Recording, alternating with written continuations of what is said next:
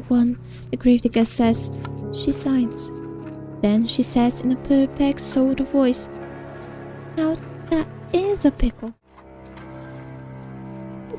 Tu Alex Black Rose i witam was wszystkich bardzo serdecznie w kolejnym odcineczku i Get So Lonely Here. No, tak jak obiecałam, zaczynamy od tego wyboru. W poprzednim odcineczku zaakceptowaliśmy nasz koniec. A dzisiaj sobie w sumie zawalczymy przeciw niej. Are you not happy with the hand that fate has dealt you? Very well, I cannot blame you. It is quite a grim ending. I would not wish it upon my worst enemy, and you are rather dearer to me than that. Now, why don't we give this another go? Just try not to be buried alive this time. I can only endure so much of your screaming. Your fate is once again in your hands. Now I wonder, which path will you take? O, nie możemy! Dobra. Castle. So you want to go to the castle? Good idea. All decent fairy tales tend to conclude in castles. Once the bleak word upon heroines are finally able to wed the handsome prince they once dreamed of. Why bother trying your luck with the shore, which may very well be deserted, or the village which will be full of dirty, barefoot peasants? It is far better to skip the suffering, go straight to the grand finale. That is very astute of you. You did not realize you had it in you to be so mercenary.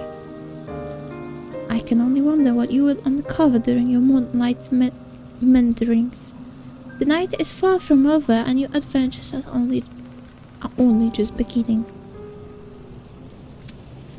I hope only that you have brushed up on your courtesies. They might come in handy when one is interacting with a sovereign. Royals can be temperamental, after all. If you fail to treat them with the prerequisite amount of respect, you might come to regret it. You follow the path which leads to the castle, supporting yourself on weary, aching legs, which feel ready at a moment's notice to detach from your hips. You are a little more than a wisp of a girl, but you have been running for very, very long, and your feet are very numb. You feel like a great number between clumsy and ungainly. Czekajcie, to już... You need to lie down now and quickly. You only hope as you continue to run that you will find a spare room available for you in the castle.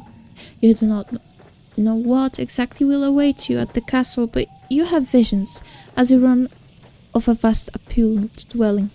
This dwelling will surely be full of finely furnished rooms in which you might rest your weary head. Czy trafimy do lochu? There must be a king and a queen inside the castle, you ponder, who will be kind and wise. And what of their children? What of a princess? Every good castle must possess a princess who will take pity on you and your plight. You can imagine the face of this generous princess with ease, thanks to the fairy tales you read in abundance as a small child. This princess will be fair of hair and blue of eyes, with soft pinky lips like pursed like rosebuds.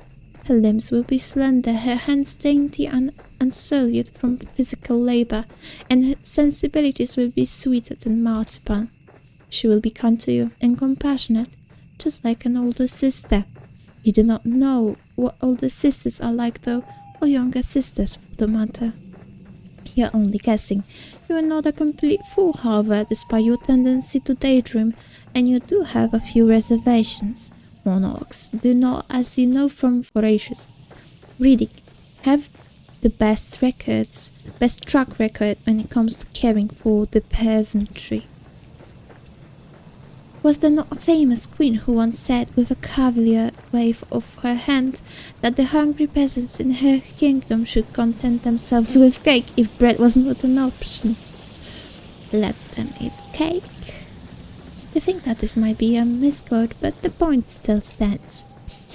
Though royals are supposed to grant their subjects succor in their time of need, this does not always happen. In fact, it very rarely happens. Kings and queens and princesses and princes are just people at the end of the day, and they are subject to the same caprices that all humans are. They can also be careless and selfish and inconsiderable. There is no guarantee that this mythical princess of your imagination would help you.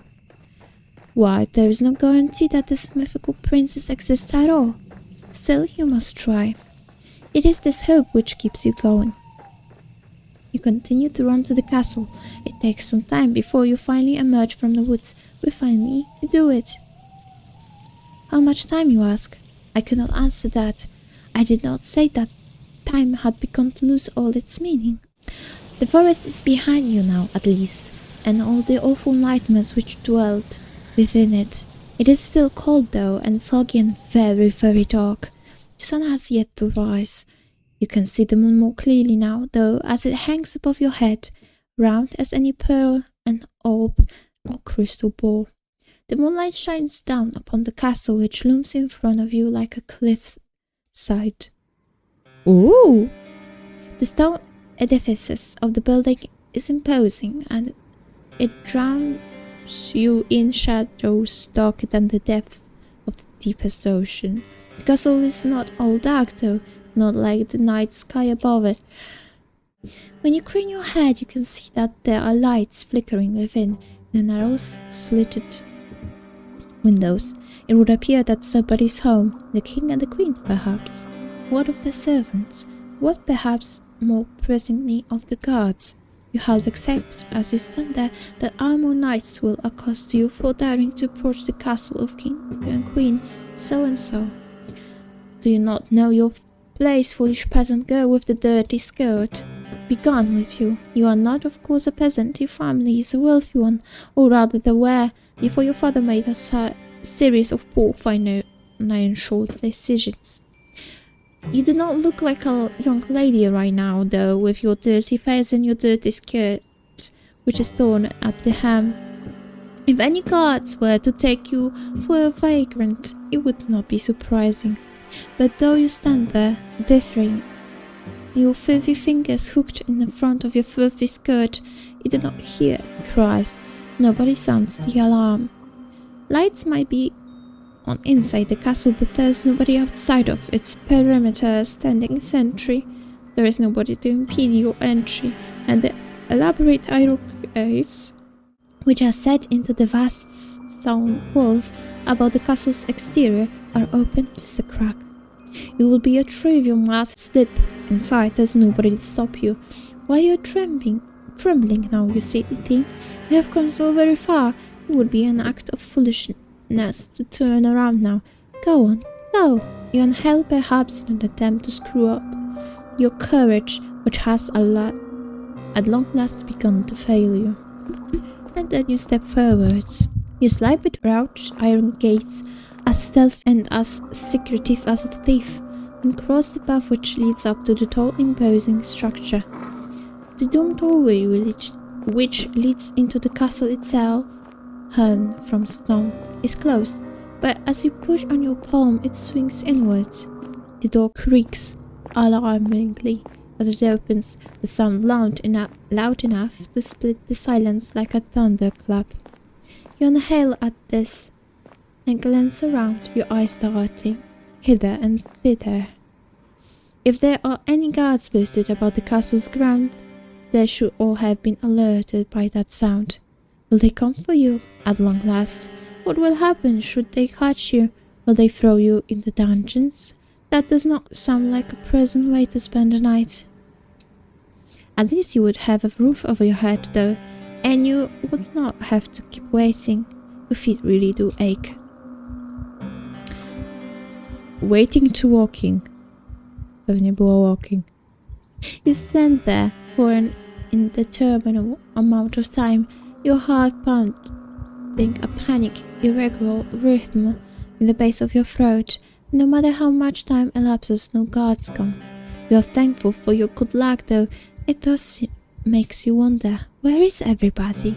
Why is it is almost as if all the people in the world have disappeared.